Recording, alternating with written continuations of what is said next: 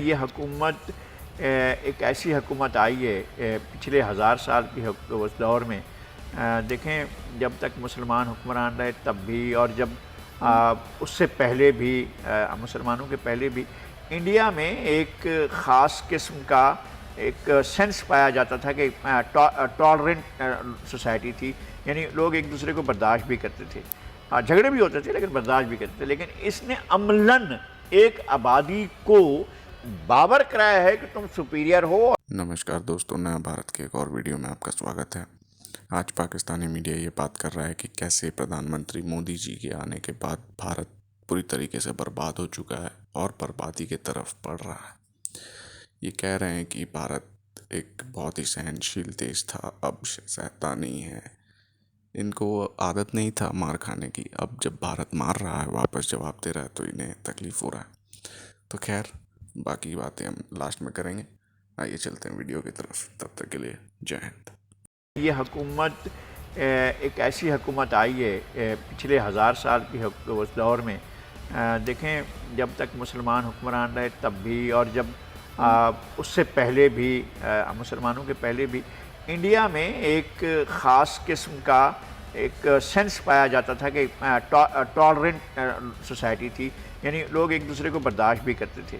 झगड़े भी होते थे लेकिन बर्दाश्त भी करते थे। लेकिन इसने अमलन एक आबादी को बावर कराया है कि तुम सुपीरियर हो और बाकी सब जो है इन्फीरियर हैं, और ये सब तुम इनको कत्ल कर दो तो भी कोई मसला नहीं है। अब किस तरह से मुसलमानों को, किस तरह से ईसाइयों को, किस तरह से जैन मज़हब मानने वालों को, किस तरह से बुद्ध मत वालों को, किस तरह से ईसाइयों को ये निशाना बनाते हैं बेदर्दी से और बेरहमी से।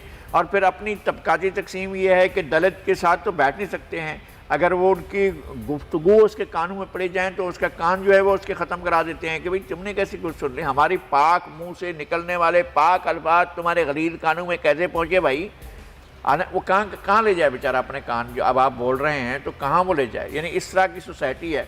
तो पहले ही बहुत ख़राब सुनने में ये आया कि ये जो मोदी सरकार है, इन्होंने एक ट्वीट भी किया, इसराइलियों का इन्होंने दिफा किया और बोला कि भाई हमारी हमायत आपके साथ है। लेकिन इसराइलियों ने जब शुक्रिया अदा किया है तो जब उन ममालिक की फहरिस्त में भारत का नाम ही शामिल नहीं किया, जिस पर जब शोर मचाए तो उन्होंने बड़े अजीब किस्म का बयान एक दिया कि भाई गाय का पेशाब पीने वालों की हमें ज़रूरत नहीं है।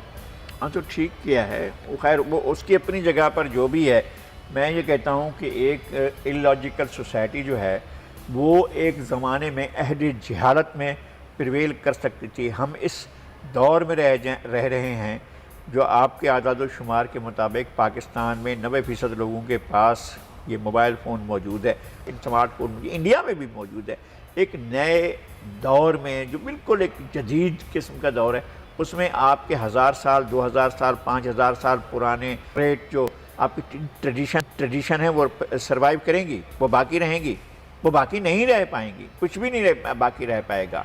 और हम अगर मुसलमान ठीक ना हुए तो हमारी बहुत सी चीज़ें जो है वो एडिक्ट हो जाएंगी। बहुत मैं आपसे फाइनली ये पूछूंगी कि आपका क्या ख्याल है, ये जो खैर मैं तो एक सोशल मीडिया पर सर्कुलेट किया था तो आपके साथ शेयर किया है। मुझे ये लगता है कि खारजा महाज पर भी और मुआशी तौर पर भी जितना मोदी हुकूमत ने भारत को नुकसान पहुंचाया है, शायद मेरा ख्याल है इससे पहले आने वाली हुकूमतों ने इतना नुकसान नहीं पहुंचाया। जो कुछ मनमोहन सिंह की हुकूमत ने हासिल किया था उसे मोदी की हुकूमत ने लुटा दिया, बर्बाद कर दिया है। और वो जो फैब्रिक था ना, एक ऐसी चीज़ थी, जब धागा बुना जाता है तो एक कपड़ा बन जाता है और वो मजबूत होता है, उसको तोड़ा नहीं जा सकता है, उसको फाड़ा नहीं जा सकता, जब तक उसके लिए बड़ा जोर लगाना पड़ता है।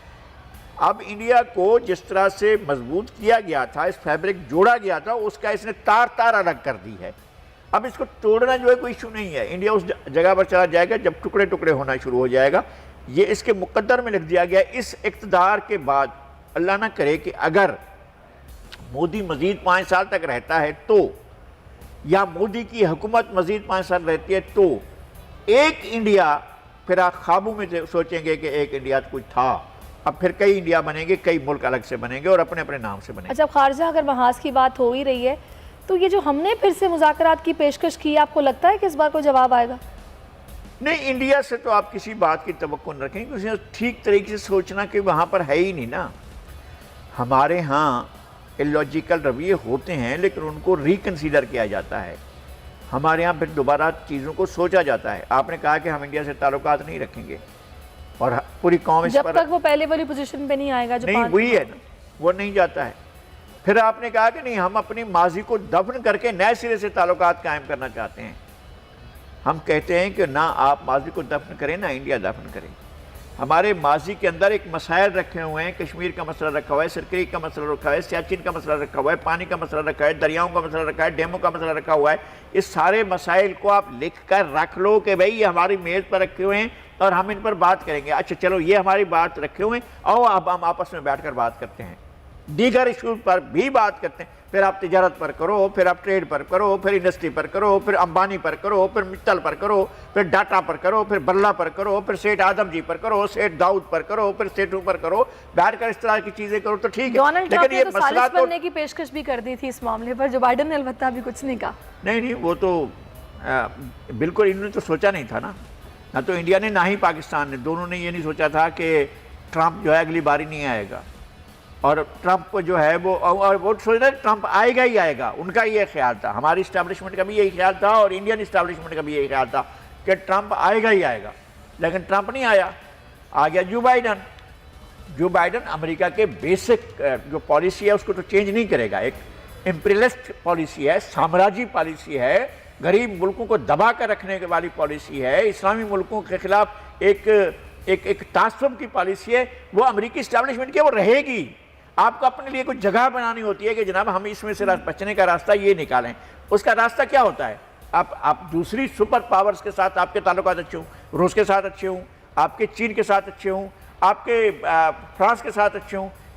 ये ईरान ने कितना झगड़ा है अमेरिका के साथ, लेकिन फ्रांस के साथ शानदार है, जर्मनी के साथ बेहतरीन है, उसके दूसरे मुल्कों के साथ, चीन के साथ शानदार ताल्लुकात हैं, रूस के साथ उसके ताल्लुकात बहुत बड़े हैं, बहुत ज़बरदस्त ताल्लुकात हैं। तो आपके भी ताल्लुकात इस तरह से होने चाहिए। इंडिया ने पहले रूस पर भरोसा रखा 50 साल तक, अब इंडिया ने जो है अपना रुख मोड़ा और अमेरिका की तरफ कर लिया। अब उसने चीन के साथ जो है जो पहले तनाज़ा था वो अब भी रखा हुआ है। कभी पहले भी लड़ाई होती थी, अब भी लड़ाई हुई है। सही। आज से 60 साल पहले इनके दरमियान बड़ी चपकलश हुई, बड़ी जंग छिड़ी। उसके बाद आज भी ये जंग की पोजीशन में, पिछले साल फिर लद्दाख का मसला पैदा हो गया था, जहाँ इनको बड़ी चमाटें पड़ी थी इंडियंस को। तो ये वो खड़े होते हैं इस तरह से कि जनाब इसके हैं तो हम बेदाम इसी के हैं। सही। हमारे यहाँ भी इस तरह की टेंडेंसीज मौजूद रही हैं। हमारे लोग भी, इस्टेब्लिशमेंट भी बेदाम गुलाम रही है और वो डिक्टेशन लेते रहे हैं। ऐसा नहीं है कि यहाँ हमारे यहाँ से डिक्टेशन नहीं ली गई, ख़तरनाक किस्म की। और ये भी नहीं कि किसी ज़ाती उसके लिए कि भाई पाकिस्तान का अजीम तर मफाद है तो आप सोचें भी ठीक है ये बात मानते हैं, पाकिस्तान का अजीम तर मफाद है ये बात मानते हैं, पाकिस्तान का अजीम तर मफाद है ये बात भी मानते हैं। लेकिन जब पाकिस्तान का मफाद ही ना हो, पाकिस्तान के खिलाफ बात जाती हो, हमारे यहाँ तो लोग उस बात को भी मानते रहे ना। दूसरों की जंग में कूदना, दहशतगर्दी को इकनॉमी बनाना, और अमेरिका चाह रहा था कि खौफ डर को इकनॉमी बनाया जाए, हम उसके साथ तालियां बजाते उसके साथ मिल गए। तो ये तो इस तरह से नहीं चलता। लेकिन मेरे ख्याल में इंडिया एक ज़्यादा ख़राब सूरत हाल की तरफ बढ़ रहा है, बहुत ही ख़राब सूरत हाल। तो सुना आपने दोस्तों किस प्रकार से पाकिस्तानी मीडिया मोदी जी को अलग अलग तरीके से बदनाम करने की कोशिश कर रहा है, और साथ ही में एक बताने की कोशिश कर रहा है कि कैसे भारत टूटता जाएगा और बिखरता जाएगा मोदी अगर और 5 साल रह गया तो। मुझे भारत का तो नहीं पता, पर पाकिस्तान का फ्यूचर मुझे बहुत डार्क लग रहा है, क्योंकि जिस प्रकार से वो आतंकियों को प्रमोट किए जा रहे हैं। इस वीडियो में भी जो पैनलिस्ट है उसने माना कि कैसे पाकिस्तान आतंकियों को समर्थन करता आ रहा है।